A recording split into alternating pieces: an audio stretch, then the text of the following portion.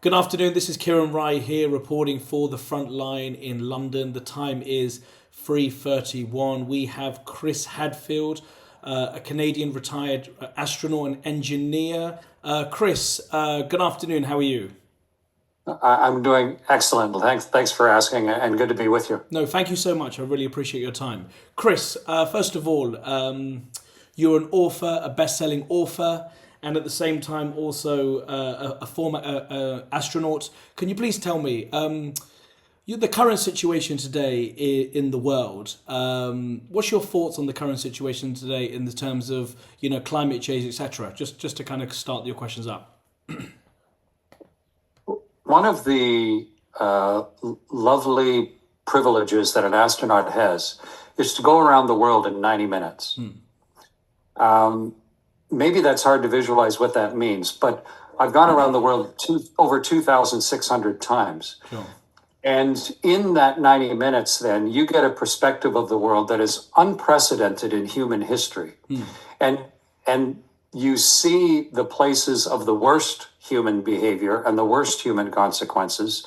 But in that same 90 minutes, which isn't very long, you also see the very best of human behavior and the very best of human consequence and the normality of human life. And what I think about it then is it makes me eternally optimistic. You get a sense of age and the potential for us to do bad, but also the overwhelming potential for us to do good. And the toughness and resilience of the planet and life itself. So when you put all those together, we have significant problems to deal with, but we always have had. And the real difficulty is just organizing ourselves to deal with the problems of today as best we possibly can, just like the thousands of generations before us did. Absolutely, Chris. Now, can you please tell me about your book? I know you got the new book called Final Orbit. Can you please explain to me about this book and also your agenda moving forward? Yeah. Imagine if you had spent the last 6 months living off the Earth, and then you came down through the atmosphere with the flames around your vehicle and the parachute open and whip you around, and you crashed into the world and rolled to a stop. You open the hatch and you clamber out all shaky on your feet. What do you do with that experience? And one of the things that I think is very important, not just the scientific and the technical, but also sharing it at the human level and helping people see where are we in history and what is it actually like to fly a spaceship and what are the human behaviors and what are the things that might just happen.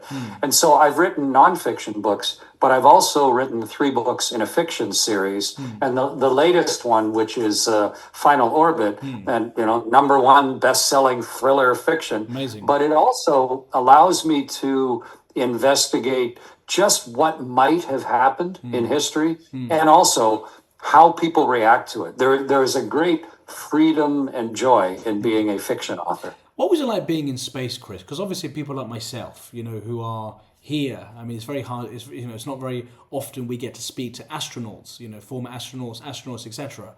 What was it like being in space compared to also being in Earth? What's the comparison for you? There are 3 big differences to the life of an astronaut in space and the life of an astronaut back here on Earth. #1 is you are weightless. That is the coolest, most fundamentally different thing you could imagine. Imagine right now if I could somehow reach through the internet and tap you on the head and say, you can fly. And now you could effortlessly fly everywhere that you went. And that's what weightlessness feels like. It's like you have a superpower. The second thing is you're going around the world at 28,000 kilometers an hour, 8 kilometers every second. So you go around the world in the time it takes to eat dinner. What was And sorry, go around the world.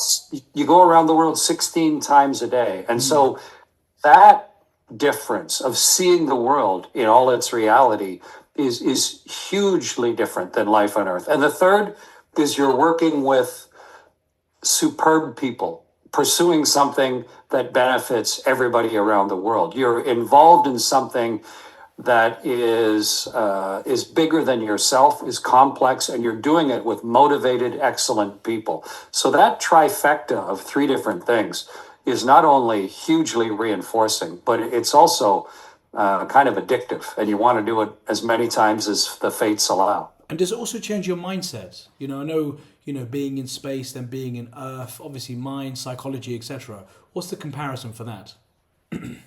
I think if they just plucked you out of your chair and put you orbiting the Earth on a spaceship, you would just be shocked and overwhelmed. But instead, if you decided, okay, I'm going to turn myself into an astronaut, and for the next 20 years, changed your own abilities and worked with all those people, and then got selected by the UK Space Agency or whomever, and then trained and worked and then prepared for a mission for several years, that enormity of self-change, that's what changes your mindset hugely. Not just the brief experience of being weightless or seeing the world for a very finite time. The process of self-change is really important. It's as if I just plucked you out of your chair and stuck you on the top of Mount Everest for 3 minutes and then put you back in your chair. Yeah, you've been to the top of Everest, but you would have missed the whole thing because you didn't actually do the work to get there. And so I think when you talk about how it changes your perspective, a large part of it is the process by which you change yourself to get there. But the impact of it is huge. You see the world as one small, finite, shared place in an eternity of black emptiness and the vacuum of space. You see it as a beautiful, hanging, jeweled ball, incredibly rare. And you see it as essentially a spaceship with a finite set of resources, just like any spaceship that I've flown. And so it really gives you an accurate perception of the world and not just what the media is screaming at you about today. Absolutely, Chris. Now, in terms of adjustment, when you're now back in Earth, how hard was it for you to be, up in space for so many years and at the same time coming back down to Earth in terms of, adjustments with physical and mental, etc.? I flew in space 3 times, a total of about half a year. The immediate changes are physiological. Your body has adapted to a lack of gravity. So your balance system, the fact that now your blood has weight, so your heart has to remember how to actually lift your blood to the top of your head. Your muscles have wasted to some degree. Your bones have become more porous, so you have osteoporosis. Your immune system is depressed. You've had an increased radiation dosage. A lot of those things. But just like it's almost as if you've had a horrific illness and now you're in rehab, and it just takes a while to get your body functioning again. But you weigh that against the huge learning experience of training for a flight and then executing a flight, and the perspective that you gain of the world itself. And so a little bit of rehab, no big deal. You are now in a renewed position to both understand and then address life for as long as you live. Can you also tell me about the training? Before you go into space, obviously there's preparations, there's training, there's fitness, etc. Can you tell me the regimens in terms of that, please? There's a big misperception as to what astronaut training is like. It is slightly physical, but any normally healthy person could do the physical task of being an astronaut. The huge demand is the mental task, because once you're flying a spaceship, if you have a problem, often one of the very first things you lose is communications with Earth. So no matter what happens, you have to be able to fix it with the small little representative crew of humanity that you have on board. And the spaceship, like the International Space Station, is built by 15 countries. So you have to learn it in different languages. Everything from reprogramming the computers to the vehicle having a leak and spraying liquid ammonia into the universe, to someone on board having appendicitis, to whatever. You have to be able to deal with all those things as a little microcosm of humanity. And the training is extensive. So it's years and years of classroom training, and then practical training, and then operationally representative training, more and more realistic, so that when you finally get to the space station, hopefully you're able to handle no matter what comes your way. But I was an astronaut for 21 years, so I could be in space for 6 months. So 20 and a half years of training to be able to fly in space for 6 months. What's all the risks as well, Chris? Because yes, we've spoken about health, we spoke about training, but also the risks in getting into the space station. People, they see, when you're young and you see on social media, if you just jump in the rocket and you just crack on. But obviously, there's more to it than what people actually see. What are the risks moving forward for that? The most dangerous thing I've ever done is my first rocket that I helped fly. The odds of dying that day were 1 in 38, statistically. 1 in 38. Those are terrible odds. So why would you take a risk like that? I think if you're a young person considering your own choices in life, what is worth taking a risk for, depending what it is you want to accomplish in your life? And there's lots of people in the world who would never want to fly a rocket ship because the risk benefit doesn't make sense for them. But for me, I would never bungee jump because it serves no purpose and it's a high risk. But exploring the universe has a high risk, but for me, it serves a really important purpose. Spacewalking, being outside in a cloth suit where one little stray micrometeorite or a little bit of man-made debris up there could kill you instantly. But everything worth doing in life has risk. And 100%, your real 100% point of being a human is to decide, what do I want to accomplish? What do I have to do to get there? What are the risks? And then how can I change who I am to be able to defeat those risks? To me, that's one of the greatest questions everyone should be asking themselves every day. In terms of AI, obviously, AI is a very powerful tool. Some people use it in a right way. Some people can use it in the wrong way. What's your thoughts on AI and how the world is changing so far? Every tool that we have ever created has ways that you can use it for good and ways that you can use it for bad. Perhaps the greatest tool we have ever harnessed is fire. And think how horrifically destructive fire can be. But at the same time, if you find a way to harness it and limit it and control it and then regulate it within society, we couldn't exist without our ability to harness energy like fire. Same with so many other technologies.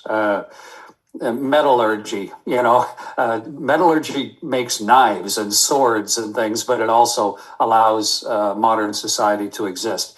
The steam engine, which freed up the drudgery of animal and human labor, physical labor, so that we could then use what we're best at, and that is thinking, was a huge change to society, and it's disrupted all sorts of industries and life patterns. But at the same time, it allowed us to have a success as a species we've never seen in 300,000 years of history. So the real question with now artificial intelligence, which is sort of like the Industrial Revolution, but in this case, instead of replacing human physical labor, we are now replacing sort of analysis and mental thought. And there's a lot of drudgery in a lot of the mental things that people do in their jobs. But how we integrate it into society, how we choose to take advantage of it, how do we regulate it, how do we not let it run amok? We've managed to do that with all the other previous technologies, but invention always outstrips regulation. That's because we invent things faster than our accountants and lawyers and politicians can backfill regulation. That's always going to be true. The real question is, what do we do with this one, and how do we integrate it? And because it's happening right now, it's really exciting. And there's everyone holding up the sign saying the end of the world is near. People have been holding up those signs for thousands of years. because it's exciting. And in the 83 years that I'm alive, I want everything to happen. I want all the exciting stuff to happen during my lifetime, as if the last 4.5 billion years was just so that I could live. And all, which is such an incredibly arrogant way to look at history. And we all sort of feel that way. But this is just another thing. And we are just the current crop of adults that have to figure out what to do with the inventions that we've come up with. And it's not as bad as it first seems. It's not as good as it first seems. It's just the problem we're currently dealing with. And whenever I'm worried about the future, I do a detailed study of the past because it gives me great comfort and solace, but also the optimism and the energy to deal with what's coming down the pike right now. Absolutely, Chris. Now, in terms of you being a commander, such a magnificent role in terms of such a lot of responsibilities as commander of the space station. What did your job entail? Because it must have been highly stressful, and also at the same time having to run, numerous of employees underneath you. What was the requirements like? How was it stressful? Can you tell me about that, please? Yeah, in my life, I've been a colonel in the Air Force. I have been a lot of senior roles within the space agency. I was NASA's director of operations in Russia. I was the chief of space station operations for the NASA astronaut program. I also, as you mentioned, I commanded a spaceship. I am also the director of several, companies, both private and public. And I run a big international technology incubator. So lots of layers of responsibility. When you're commanding a spaceship, the biggest difference is that it's life or death. If you make a small mistake, or anyone on your team makes a small mistake, then everyone dies because of the harshness of where space stations operate. And that then requires a seriousness and a level of preparation that a lot of leadership roles don't. The other thing is the space station is a unique asset in human history. It's 15 nations working together for 30 years to build a laboratory, the biggest thing we've ever built in space, this enormous laboratory. And I don't know what the cost of that is, $150 billion or something. And now you are responsible in your time as commander to properly operate that space station. So you take it very seriously. And so the way that I execute that as a leader is, number one, is a real clarity of purpose. What does success look like on short, medium, and long-term basis? And any leader should think about it. If we execute what we're doing today perfectly, what will we accomplish? And then the second is, what skills don't my team have? Like, in order to work in an ever more technical world, you need to have a part of each day and each week improving and refreshing your skill set to be able to deal with the regulatory and technical and scientific environment that you're in. So number one is clarity of purpose. Number two is constantly refresh skill set of the team. Third is communications. The commander of a spaceship or the CEO, you're a chief repetition officer. Your job is to keep reminding people of what it is we're trying to do and listening and hearing what their concerns are. And then the fourth is celebration. Absolutely. Everything shouldn't be work. Find ways to align in joy and in celebration and accomplishment and feel like you're part of something that is great and bigger than yourself. And that's a big responsibility of the commander as well, is to reinforce that with everybody. And if you can execute those four things, it doesn't matter if you're commanding a spaceship or just running your own household. But to me, that is absolutely key in success. And my last couple of questions for you, Chris, then we'll let you continue. In terms of Elon Musk, now Elon Musk has done Tesla, he's done Twitter, he's done SpaceX, etc. What's your thoughts on Elon Musk and how he's changing the world? It's funny to me how we want extraordinary things to be done by average, normal people. It seems like, how can you expect that? If you want something extraordinary, like Imagine what Leonardo da Vinci was like, or Michelangelo, or I don't know, Goethe or Voltaire or Henry Ford or Howard Hughes or whomever. People that, through their own particular makeup and set of skills, changed our understanding of what we or how we see the world and what we do, but also created things that otherwise would never have existed. And there's always some people like that in the world.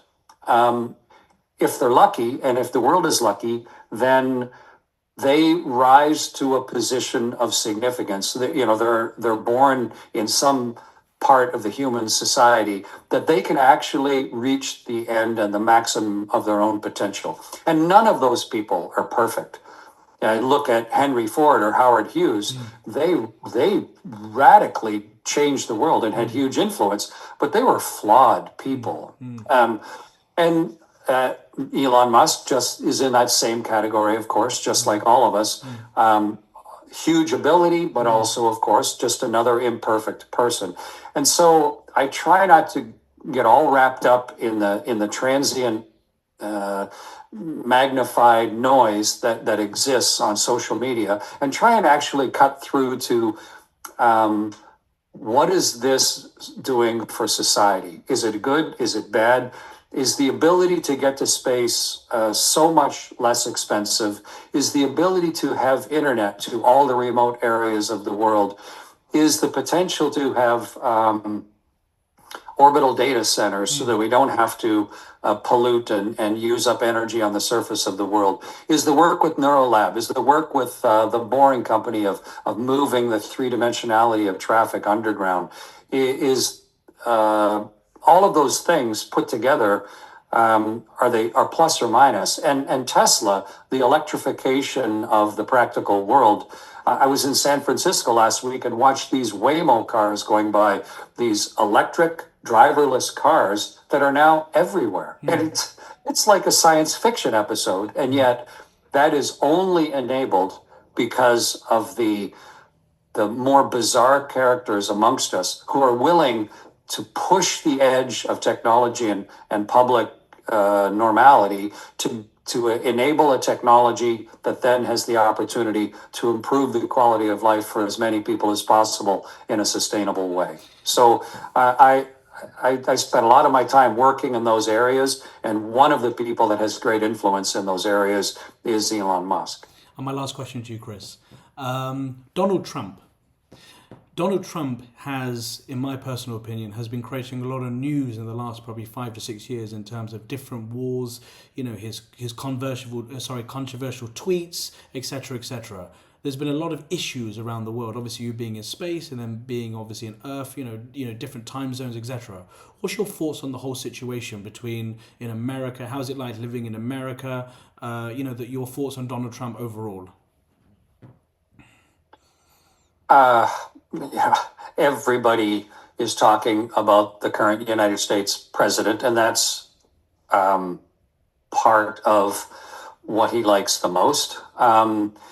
And I don't really want to add to the noise around that. I think every world leader, everyone, including Mark Carney, who is the current Prime Minister of Canada, has a huge responsibility and an enormous public trust.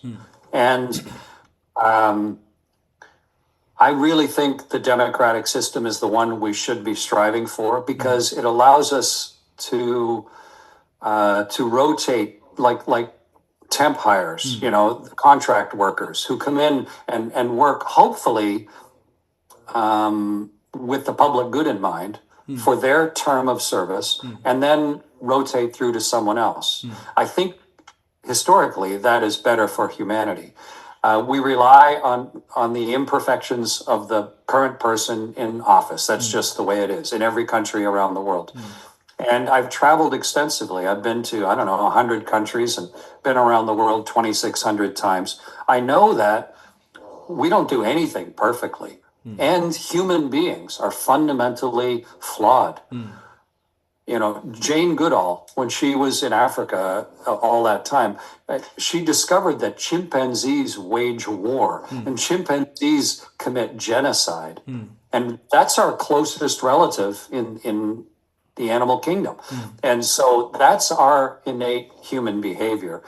And what we need is to build structures and society and international cooperation and norms of behavior that, despite our self-destructive tendencies, still allow us to achieve magnificence and to try and improve the quality of life for as many people as possible in a sustainable way. And you can't throw out the baby with the bathwater. You've got to recognize, hey, I wish this was perfect, but it's never going to be. Let's try and figure out, given the current set of circumstances, how can we make the best of it now? And how can we do even better in the future? And that's what I try and do every single day.